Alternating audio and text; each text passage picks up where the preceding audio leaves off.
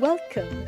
You're listening to Latin Waves with your hosts, Sylvia and Sylvia Richardson. Latin Waves is more than just hot rhythms. This is a show about community, about creating a culture that is inclusive and based on fairness. Because everyone deserves dignity, respect, and has something to contribute. A new world is possible, and it all starts with us.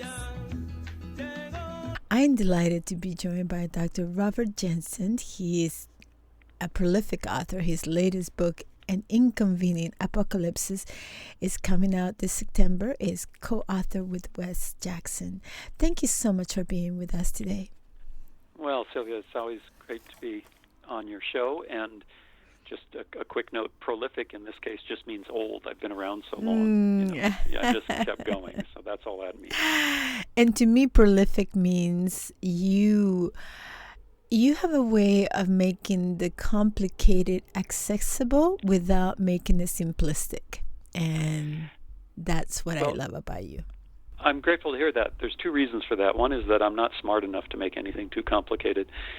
And the second is I spent, 26 years at the University of Texas teaching undergraduates. And I'm really grateful for that because it forces one, if you want to be an effective teacher, to avoid simplicity or the simplistic, but yet make things understandable. And that's more necessary than ever because we look around us, of course, there's simplistic assertions about everything, who's good, who's bad, who's responsible. And it's never simplistic, but yet we do need a framework for understanding so we can make decisions. So this is really, in a sense, this is what it means to be a citizen in a complex world, to try and be able to hold on to frameworks and clear moral assertions, yet recognize the complexity of that world. But the other crisis that we have is this colonial crisis that continues today in the form of conquering wars. And I think it's one place where I would like us to perhaps focus our discussion today because, people look at colonization and they think, well, it's natural, it's happened. It's always happened. It's been like that, right? And if you look at history books, you learn that, after World War I, the French, economists showed that there was approximately 600 million people, about 2/5 of the Earth's population, were under colonial rule, right? So everybody thinks it's, it's natural. The colonial process is just... And I wonder if what becomes normalized, what becomes constantly prescribed as the natural, becomes so invisible to us that we stop looking. And so how should we context the world that we live in today, where we have had not just World War I, but 2 world wars, and we've had a Cold War, and where we now have a precipitation to conflict that seems to be threatening the world. Yeah. Well, in some sense, the claim that empires and colonialism and aggression and one group of people struggling to acquire the resources and territory and labor of another. In one sense, the claim that that's natural is absolutely right. It is natural. It is, in fact, part of human nature to pursue policies like that. We have the capacity to do that, which is just a way of saying anything people do is part of human nature. That's kind of circular, but true. But the corrective to that is a deeper history. So has that been the only way human beings have organized themselves? Well, no. All of this empire building and aggression and territorial expansion, that's really only a product of about the last 5, 6, 7,000 years of human history. Is connected to the rise of agriculture and the formation of states. It's a long and complex history, but prior to that, you didn't see that because it wasn't part of the human experience. So it is true that we have to deal with human nature, and part of human nature is the acquisition of resources at the expense of others. We certainly have the capacity to do that. But the question is now, how are we stuck with that? And I think there's a whole lot of people in the world who are arguing and working very hard to try and make sure we aren't stuck with that. And people have different approaches to that. There's the kind of American approach. There's a more internationalist left approach. And the question is, which is the better approach to try and resolve these conflicts and get to a world that, especially with the presence of nuclear weapons, isn't, always on the verge of self-destruction. A friend of mine sent me an email about the idea of modernity and how, in many ways, the idea of modernity has been a concept that immediately associates capitalism, and rapid expansion and, conquering perhaps as part of this modernity. And so I asked, well, is there a socialized or a social modernity, that perhaps looks at the well-being of other people as the betterment of people? And how do we reconcile our ideas of easy labels that demonize one group over another, and then, puts us into this very cast of us versus them? Yeah. So, modernity and the Enlightenment period and the scientific revolution and all of those things that created the world in which we live, like any other set of historical processes, there are good and bad aspects to them. The scientific revolution produced new ways of understanding the physical world that are pretty extraordinary, and most of us wouldn't want to give those up. On the other hand, the scientific revolution also made it possible for humans to dramatically accelerate the assault on ecosystems and now leave us, on the edge of something we could call collapse. Okay, so, good and bad. That's the reality of the human experience. So modernity is got all sorts of negatives that have led us to this place, and it's also got positives that give us a chance to get out of it. So, rationalities, to take the modern faith that rational thought can solve all problems. Well, we know that's not very likely, that humans are much more complex than merely calculating machines. We have other forces that drive us.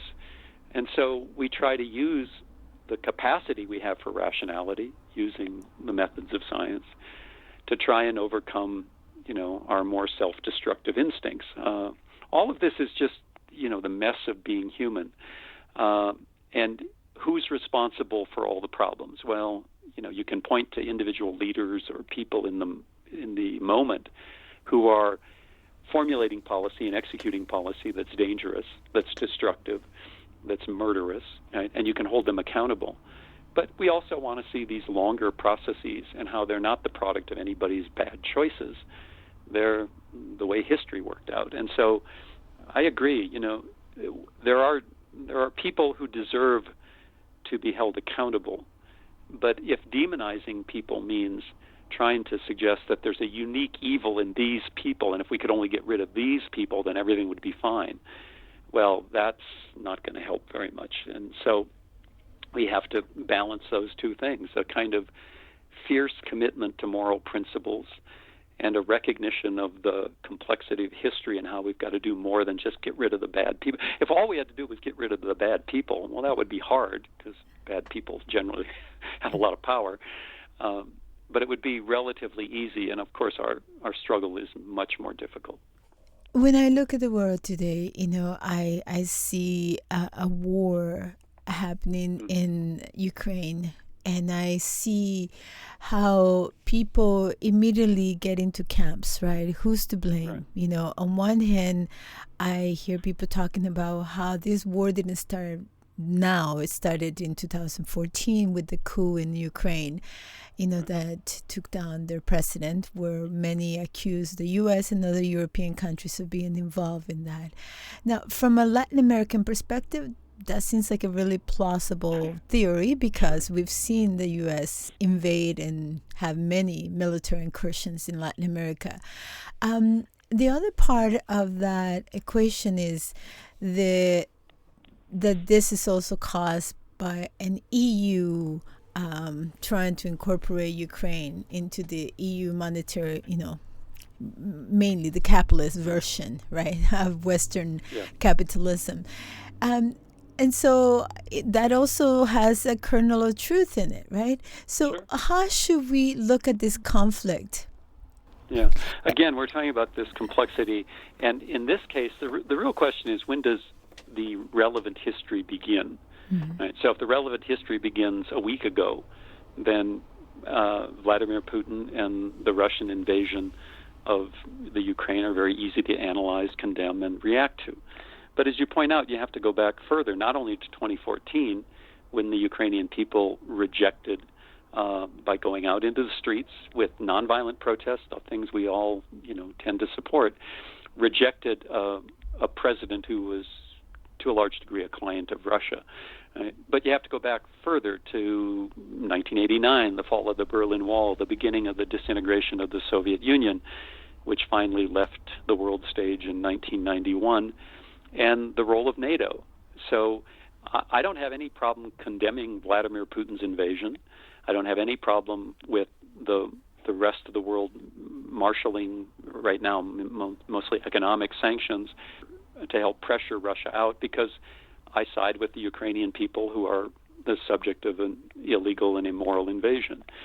But for people in the United States to stop there would be unfortunate, because NATO expansion in the post-Soviet era does play a role in this. It doesn't excuse the violence and lawlessness of Putin's Russia, but it helps us understand it. So NATO itself, right, is worth thinking about. So I always go back to a quip that an official made early in the history of NATO. What was the purpose of NATO after World War II? Well, the quip was that NATO exists to keep the U.S. in, to keep Russia out, and to keep the Germans down.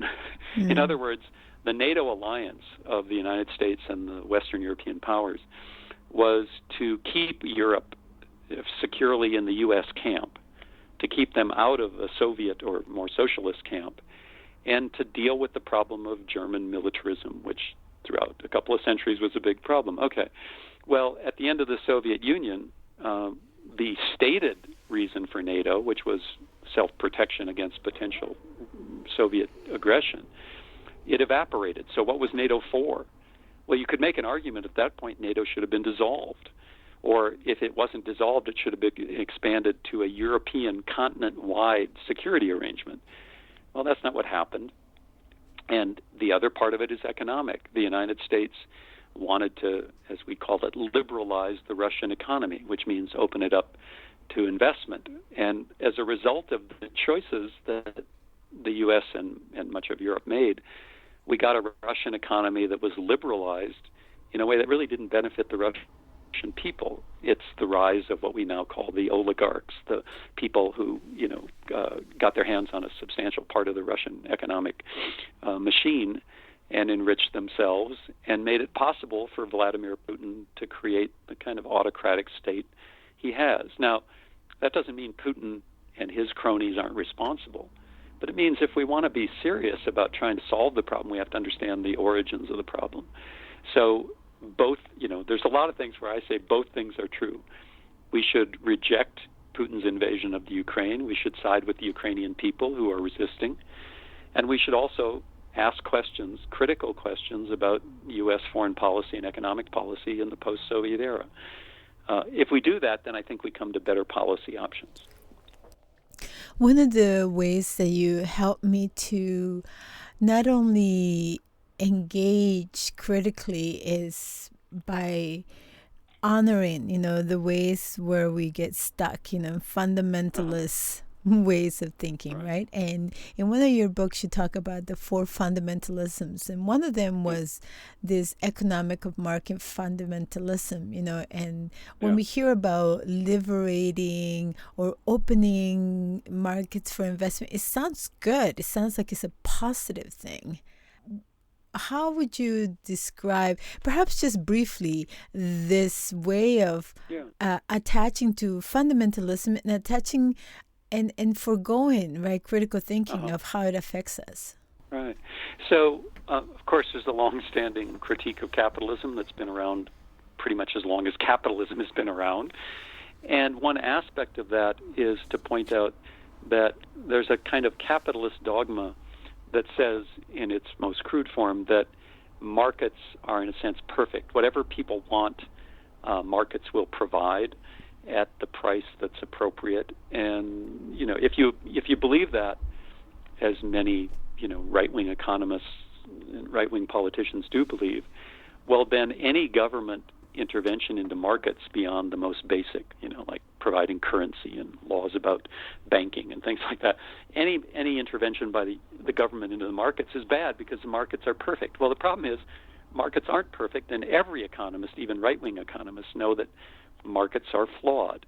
Let's just take, not to get too nerdy about it, but there's a concept in economics called externalities. And externalities are costs borne by somebody that aren't reflected in the price of a good or service. So pollution is an externality.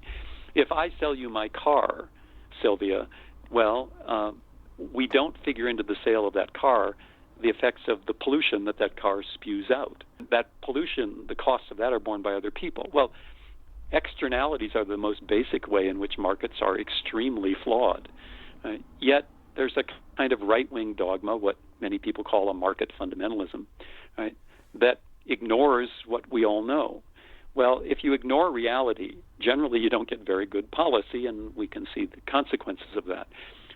The most dramatic in recent years was the largely deregulated nature of the financial system, which produced the housing bubble and the crash of 2007, 2008. That was a profound market failure. Now, did we learn from that as a society and reimpose not only old regulations, but even more severe regulations to avoid that? Well, no, we didn't. All right. So the fundamentalism then really it overwhelms people's ability to be even, minimally rational. So that was a long answer, I know, but there are many of course, religious fundamentalism. There's what I call national fundamentalism, a kind of hyper-patriotism, economic fundamentalism. Those are all forces that lead people to endorse bad policies, in fact, policies they know are bad, but a kind of fundamentalism overwhelms our own capacity to evaluate. And, that's never a good result for anybody, especially people who are most vulnerable, people on the bottom of the economic ladder, people who are already in groups because of race or ethnicity, let's say, who are marginal. This fundamentalism it's a part of human thinking. It's not just the bad people who do it. We're all susceptible to fundamentalist thinking, but we have to be a lot more diligent, I think, in the way we police ourselves about it. The idea that capitalism was a normal, natural process from feudalism into a new way of organizing our economies or our social interactions, really, because that's what an economy is to me, just stuck, and we just stay there. And, we haven't questioned, well, how did it come about? Was it really so natural? And we ignore all the violence, all the displacement of women, all the genocides of indigenous people, and if we can put that aside, yes, capitalism was natural. Yeah. So how is capital not only at the center of conflict, but also how is the concept of empire married with this idea of capitalism in the 21st century? Right. Let's go back to, and you made a very important point that what seems, to be all around us, taken for granted, is often presented as if it's natural, as if it was inevitable, as if there's no human choice involved. And of course, what we know about capitalism is that, in fact, it's distinctly not natural. In a sense, it goes against hundreds of thousands of years of human nature. So capitalism, its moral claim is, listen, everybody's better off if everybody pursues their own self-interest. Okay, and that's natural. So the capitalist claim is that that's just the way people are. And as we said earlier, that is part of being human. We all are capable of being greedy and self-interested. But for most of human history, it was cooperation and collaboration that was natural, that was normal. You go back to our pre-agricultural history, and small band-level societies survived because of collaboration and cooperation. Nobody saw themselves as advancing their own self-interest. So capitalism has a story to tell that makes a certain amount of sense if you don't think too much about actual human history. Right. So that's an important corrective on whatever anybody tells you is natural or inevitable, and I agree completely. Now, of course, the history of capitalism and imperialism go together. They're not separate processes. Europe became the wealthiest, part of the world, not because it was so industrious and invented things on its own and generated that wealth. Of course, it went out and secured that wealth through violence all over the world. And so the rise of capitalism, which, economists and historians will debate, when did capitalism really start? But let's say, the mid-1700s, this system is starting to coalesce in Europe and in other places. Well, all of the accumulation of material resources that made that capitalism possible was a product of European conquest, most notably in the Americas, but Africa and Asia as well. All right, so you can't separate the history of capitalism from the history of imperial brutality. There's just no way to do it. Just like you can't separate racism from the history of capitalism, that these systems evolve together and are self-reinforcing, self-justifying. And that self-justifying part is really important because, most of the people who do really nasty things to other people to increase their own wealth, they know at some level what they're doing is morally unacceptable. And that's why you get these bizarre justifications like capitalism is natural, or white people are naturally superior, which is why Europeans had a right to dominate the Americas, let's say. All of those are justifications for something that people deep in their hearts know is morally unjustifiable. And that's capitalism, that's imperialism, that's white supremacy, and most profoundly probably is patriarchy, which is the system where you see that natural argument pressed most aggressively, right? That men are naturally stronger than women, and therefore there is no other way to organize human societies except male dominance. Well, again, the problem is that if you go back just a few thousand years in human history, there was no patriarchy, no organized system of institutionalized male dominance. So, what we're talking about in a very short amount of time is how much ideological obfuscation a person has to cut through to just see human history with some sort of clarity. And unfortunately, at least in the U.S., where I was born and raised, the education system often doesn't help us do that. In fact, the education that I received for much of my childhood did exactly the opposite. It tried to get me to believe these rationalizations.